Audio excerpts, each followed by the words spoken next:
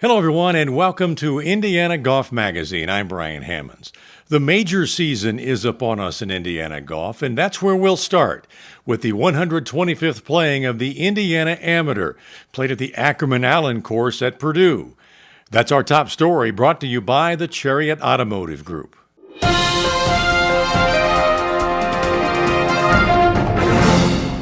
With rounds of 68 and 65, Alex Holder, a rising senior at Fort Wayne Dwenger High School, took a three-shot lead into the final round of the Indiana Amateur.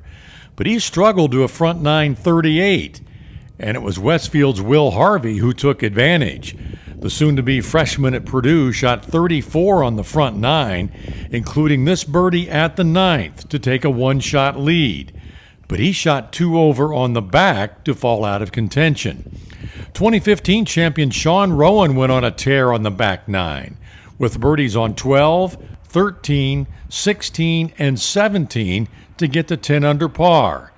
But Holder rallied on the back nine with a 4 under 31, including this clutch eagle at the par 5 16th to take a one-shot lead. And when he tapped in for par at the 18th, Alex Holder was the 2025 Indiana Amateur champion. I tried to just stay patient today. I wanted to get off to a good start, but I got off to a really bad start today, and I didn't have much going my way. The front nine was really rough, but I knew if I just kind of kept playing and kept staying patient that there's birdies out there. And then I kind of got it rolling a little bit better on the back nine. Hit a couple really good iron shots coming down the stretch. Yeah, the Indiana Am's huge. Just seeing all the names and all the great Indiana golfers that have came through and that are past champions. So it's huge to win, and especially that exemption and to the U.S. Amateur later this summer will be a lot of fun to play. Alex Holder becomes the youngest champion since Bill Kratzert won in 1968. Sean Rowan ends up alone in second. Winston Brown moved up 23 spots with a final round 64. He ends up in a six-way tie for third, along with last year's runner-up Cole Starnes and Will Harvey. The Indiana Women's Open was held at the Delaware Country Club, where birdies were hard to come by. Fort Wayne's Taylor Larkins, a rising high school senior, was in control most of the day, but when Madeleine May, a senior to be at Indiana University, made birdie at the par 5 15th, she tied Larkins for the lead, but would give it back with a bogey at 16. At the par 5 18th, after Larkins double bogeyed the 16th, May had a good look at eagle, but missed it. The tap-in birdie gave her a two-shot lead, but Larkins birdied 17 to get to within one, and then at 18 hit a terrific pitch shot for eagle that almost walked it off. Larkins then made the birdie to force a playoff.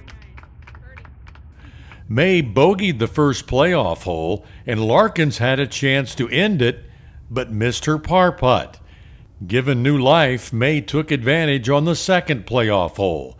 Larkins hit her second into the water at the 18th, and May made her short birdie putt, giving her the win of the Indiana Women's Open.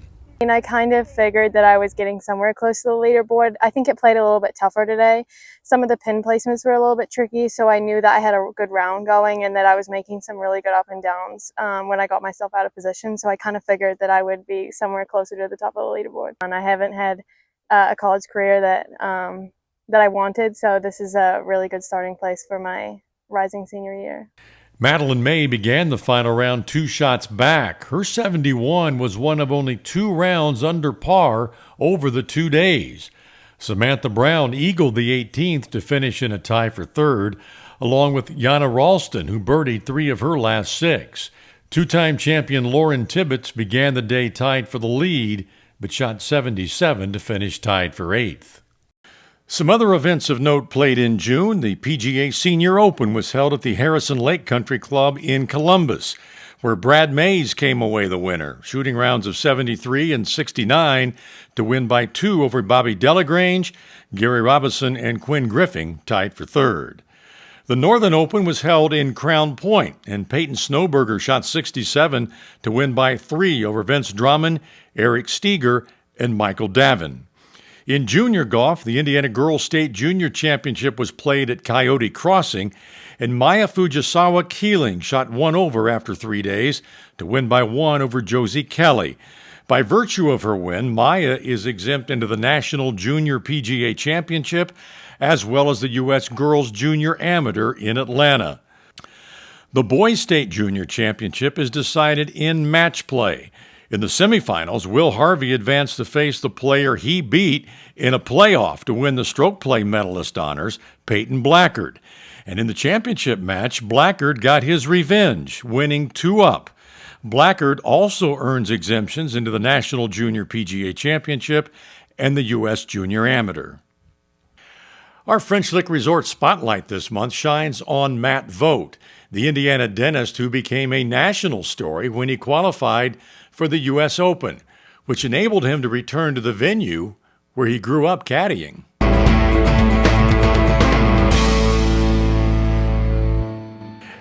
And Matt Vogt joins me now. And Matt, first of all, congratulations on a week that I'm sure you'll never forget. Thanks. Yeah, it was, like I just mentioned to you before we started recording, it was awesome, but glad to be home. It's been the craziest 2 weeks of my life, for sure. Now let's go back to qualifying. You chose to qualify in Walla Walla, Washington, where only 2 spots were available. There were certainly more sites a little more convenient to Indianapolis. Why Walla Walla? So I was kind of mulling this over even before local qualifying, just looking at the different qualifying sites. And I feel like with one-day qualifiers, whether it's for the U.S. Open, USAM, anything, if you can find an edge, I think you should take it. One-day qualifiers they're hard no matter what level you're playing at. So I looked at that golf course. It's very long, pretty wide open off the tee, and thought, you know what, this could be a real advantage for someone with length, and just took a flyer on it. You know, those Ohio sites would have been really convenient, but also I looked at years past, and it is pretty rare for an amateur to get out of those sites. It's usually just a murderer's row of tour guys at those, sites where I could drive. So just took a flyer on it, and obviously it paid off, which is cool. How special was it to qualify, go home to Oakmont, where you caddied as a kid? It was incredibly special. Part of me wonders. It was a lot to take in. It was just it felt huge. Like the week felt enormous with just going back and my history there and just how much that place means to me, and really Pittsburgh means to me growing up there. So it's still kind of a dream come true, even not playing very well. The members there, just the support of the city. I was looking around during practice rounds, seeing people I haven't seen in legitimately 20 years out there following me. I'll never forget it. Honestly, it was really special. You became a media darling that week. Your story was picked up by everybody. You were signing autographs. They took you into the media center. You were on, I think, every golf show imaginable. Were you surprised at the amount of attention you received that week? I was, in a way. I think, it was a lot to process, honestly, because, you qualify. On that Monday in Walla Walla, I walk onto the golf course being me, being myself, and then I walk off and I'm still me, but I'm famous, basically. So it was a lot to process, and I was kind of surprised. But, I told myself throughout the week and before and throughout the week, if I'm going to continue to get this attention, like I'm going to utilize this for good. I'm going to try to inspire people. I'm going to try to share my faith. I'm going to try to encourage others to do cool things in their lives and pursue things that are meaningful for them, no matter their age or their circumstance in life. So, like I said, despite not playing how I wanted to, I know I accomplished that goal, which is that's a silver lining, and it feels pretty good, after that week at Oakmont. Did you learn anything about yourself or your game that week? Definitely. So I think, playing practice rounds with guys that we watch on TV every week is a bit surreal. And a lot of them are younger than me too, which is kind of weird. But you definitely, I think in golf and life, you either win or learn. You have to learn if you don't succeed in what you're trying to do. So watching guys who do this for a living, the best in the world, watching them hit golf shots. What do those golf shots look like? What do their misses look like? How do they work their way around the golf course in a practice round and in tournament play? You can definitely learn a lot. I'm not at that level. So I think just learning what that golf course required to play well. I'll lick my wounds and take a lot of that information and try to improve my own game. It's like that adage that's kind of a cliche, but if you're the smartest person in the room, you're probably in the wrong room. Over the years, even guys like locally, Michael Davin, Eric Steger, Seth Fair, those guys are my friends, and I've tried to glean so much information from them and how to get better and learn from playing with them and getting beat by them. So it kind of feels like the same thing, except now, I'm learning from Wyndham Clark and Adam Schenk this week. So it's definitely a productive week in that regard. Well, Matt, congratulations again on a memorable week, and we'll be seeing you now on the Indiana circuit for the rest of the summer. Absolutely. Can't wait. As we saw at the U.S. Open, controlling your speed on the greens is vital.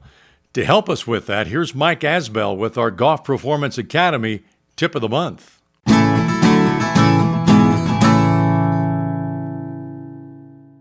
Hey everybody, Mike Asbell here at the Golf Performance Academy here at Golf Club of Indiana. I was coming to you today with a little tip on how to control your putting speed. A lot of times speed, as far as how hard we're hitting it, it converts right back down to one simple thing, and that's your tempo. We see this a lot where we'll have a fast backswing, slow into the ball, or vice versa, it's slow and then common one is really fast into it, and we're trying to add the power forward rather than that power should be spread out all throughout that putting stroke, all one continuous pace. And a good way to help with that is the use of a metronome. When I'm putting on my putting green and I've got headphones in, I'm not really listening to music. What I'm listening to is my metronome, and I practice at 44, 45 beats per minute. Sounds like this, just a constant beeping sound. And what I'm trying to do is I'm trying to start the putter back on a beat, one hit, one hit. And so the putter now is swinging at a consistent pace, back and forth. Regardless of the length of the putt, 3 feet or 30 feet, the putter should only be moving in that time. And if you're somebody though that struggles maybe a little bit with tempo, you dance with 2 left feet, and you can't anticipate that beat, another way to do this is you just simply get a quarter or coin.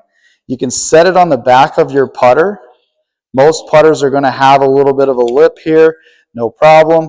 We set that on the back, and as we putt, the idea is to keep that coin on the back and move and not sliding around. If I go too fast back, that coin moves.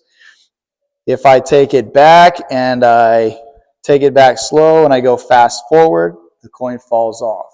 So what I'm always trying to do is you can hit putts like this, set that on the back, we'll set up to the putt here, smooth backswing,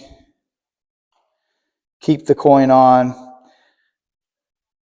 Use that for your putting. You should see a better improvement in your speed control, hopefully make a few more putts.